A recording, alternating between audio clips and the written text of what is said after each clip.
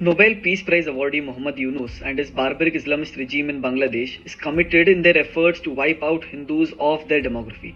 In times when the Yunus government is letting off terrorists, ISKON is now being prosecuted as a radical fundamentalist organization, and Hindu priests like Swami Chinmay Krishna are being arrested and harassed.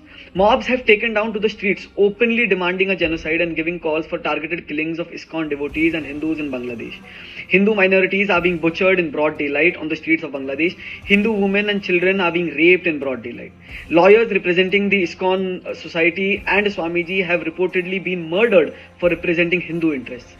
What is more appalling is the tragic silence of the global champions of liberty, human rights and religious freedom in such a very grave situation. Organizations that are famous for releasing reports on the so-called deteriorating religious freedom in India under the Prime Ministership of Prime Minister Narendra Modi have conveniently turned a blind eye on the atrocities and slaughter of Hindus in Bangladesh under the Yunus government.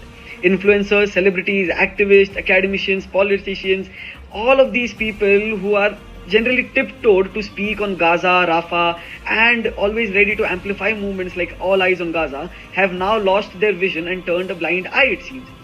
The International Criminal Court, which was recently seen being busy in issuing indictments against President Putin and Prime Minister Netanyahu on grounds of crimes against humanity and genocide, will hardly take cognizance of the collapsing life and death situation for Bangladeshi Hindus with each passing day, since the democratically elected Sheikh Hasina government was forced out of power, and Sheikh Hasina was forced out of her own homeland by a group of activists funded by the deep state and the global left Islamist lobby. It is now time that we give a call to the world that crimes against humanity includes crimes against Hindus. Hindus are a global minority and do require protection. Crimes against Hindus shall no longer be tolerated, and it will no longer be legitimized under international standards. When we as Bharat claim our stakes on positions like Vishwaguru, superpowers and the emerging world leader, it is our moral duty to first address the concerns of Hindus, at least in our neighborhood. Being a global superpower and aiming for a $3 trillion economy is of no use if we are unable to solve the crisis in a country which is completely landlocked on three fronts by us and was created by the generosity and military help given by us. We shall need to have some sort of shame in failing to address the crisis of Hindus in our very own neighboring country, which is literally living upon us, before we preach to the world about Hindu awareness. Finally, batenge to katenge and ek hai to safe hai.